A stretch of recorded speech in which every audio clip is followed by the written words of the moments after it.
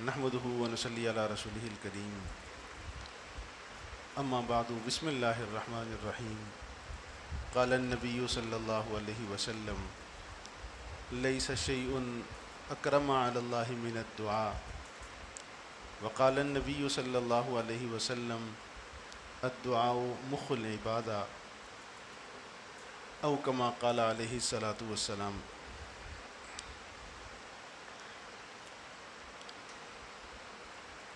دعا مانگنا، اللہ کے حضور اپنی حاجات پیش کرنا، یہ بڑا عظیم الشان عمل ہے۔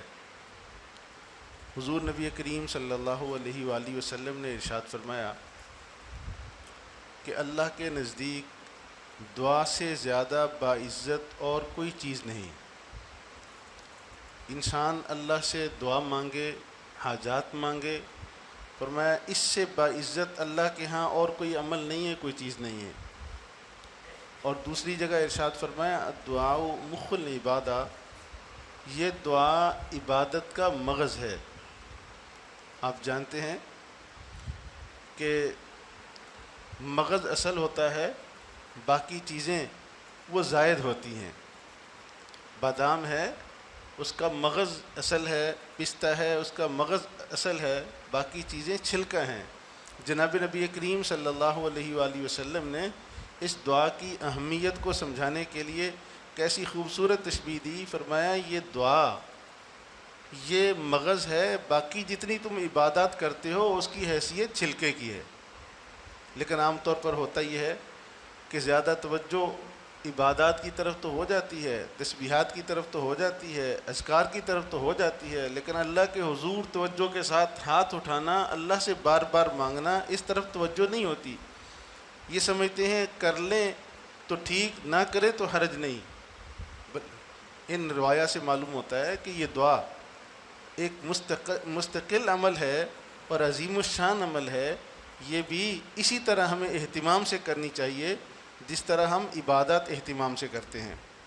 مگر دعا کے اندر جہاں جو معصور، مسنون، بعض جگہ اجتماعی دعائیں ہیں وہ تو ہیں ہی، لیکن اصل دعا کے اندر یہ ہے کہ انسان انفرادی دعا کرے، انفرادی دعا ہو، خلوت کے اندر دعا ہو۔ ہمارے بعض اکابر کا رمضان المبارک میں تو خاص طور پر معمول تھا کہ خلوت میں 6 گھنٹے مسلسل دعا، 6 گھنٹے ہاتھ اٹھائے ہیں، اللہ سے مانگ رہے ہیں، اس لیے کہ اللہ کو یہ ادا بہت پسند ہے مانگنا، تو اس کا بھی اہتمام ہونا چاہیے۔ لیکن ساتھ یہ بھی بات ذہن میں رکھیں کہ دعا کی کچھ شرائط ہیں، کچھ آداب ہیں۔ اگر انسان ان کا خیال رکھے تو پھر اللہ سے جو مانگتا ہے ملتا ہے، لیکن اگر وہ آداب اور شرائط اس پر وہ ان کا اہتمام نہ کرے تو بسا اوقات دعا قبول نہیں ہوتی۔ سب سے بڑی شرط، سب سے بڑا ادب دعا کے اندر یہ ہے کہ دعا کی قبولیت میں جس چیز کا سب سے بڑا دخل ہے وہ یہ کہ انسان لقمہ حلال کا اہتمام کرے۔ اگر لقمہ حلال حلق سے نیچے نہیں اترتا، یاد رکھو ہماری دعاؤں کی تاثیر ختم ہو جاتی ہے، ہم اپنی حاجات وہ اللہ سے حاصل نہیں کر پاتے، ہم اپنے مقاصد میں کامیاب نہیں ہو پاتے۔ تو سب سے اہم چیز لقمہ حلال ہے۔ جناب نبی کریم صلی اللہ علیہ وآلہ وسلم نے بعض جگہ تو ایسے اشخاص سے متعلق کچھ فرمایا بھی، فرمایا کہ کوئی انسان رو رو کر دعا کرتا رہے، وہ اس کے بال جیسے مرضی بکھرے ہوئے ہوں، تو اس کی دعا کیسے قبول ہو سکتی ہے کہ وہ لقمہ حلال کا اہتمام نہیں کرتا؟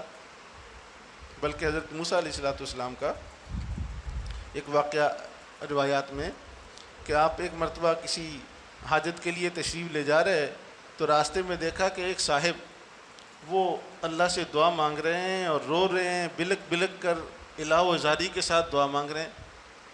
تو انہیں دیکھا اور تشریف لے گئے۔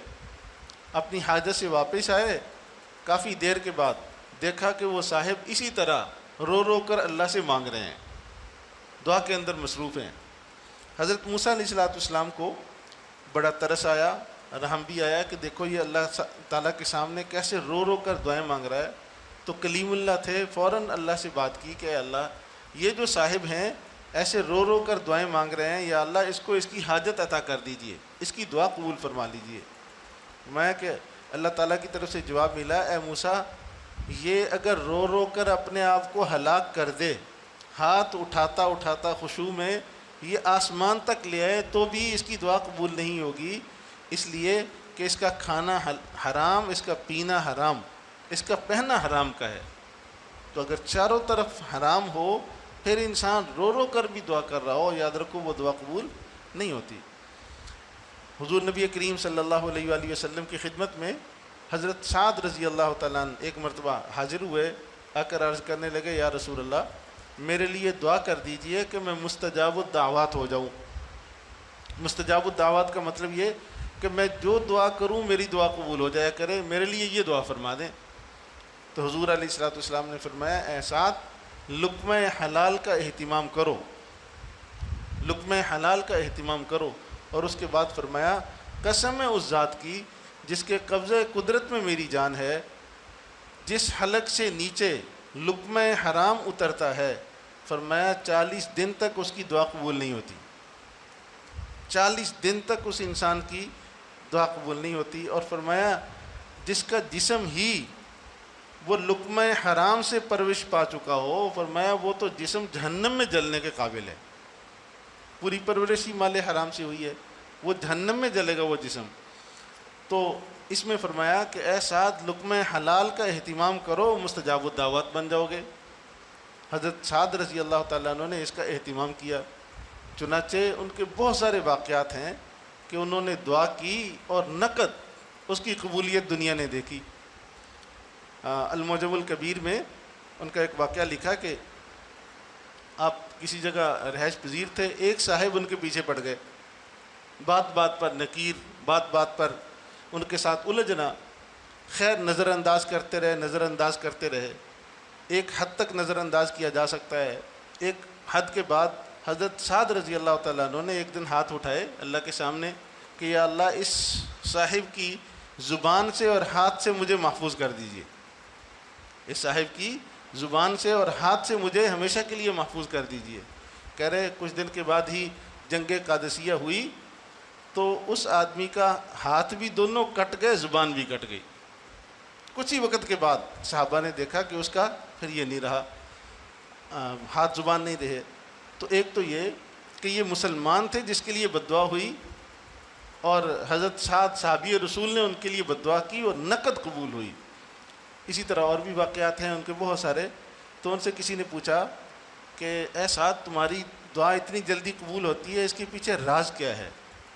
فرمانے لگے کہ اس کے پیچھے راز اتنا ہے کہ میں جو بھی لقمہ چیز اٹھاتا ہوں کھانے کے لیے، منہ میں ڈالنے سے پہلے سوچتا ہوں یہ حلال کی ہے یا حرام کی۔ اگر حلال کی ہوتی ہے تو اسے حلق سے نیچے اتار لیتا ہوں، اگر حرام کی ہوتی ہے تو اسے چھوڑ دیتا ہوں۔ فرمایا یہ راز ہے مستجاب الدعوات ہونے کا۔ تو سب سے بڑی چیز لقمہ حلال ہے، اگر انسان اس کا اہتمام کرے اپنی حاجات تک پہنچ جاتا ہے۔ بسا اوقات لقمہ حلال کا تو اہتمام نہیں، اور کہتا ہے جی ہم تو دعائیں کرتے ہیں، ہماری تو سنی نہیں جاتی، ہماری تو کبھی پوری نہیں ہوئی۔ تو ان چیزوں پر بھی نظر رکھنی چاہیے۔ دعا ایک مستقل عظیم و شان عمل ہے، اور اس کی قبولیت کے لیے بنیادی شرط لقمہ حلال ہے۔ اللہ کریم مجھے اور آپ کو توفیق عمل نصیب فرمائے۔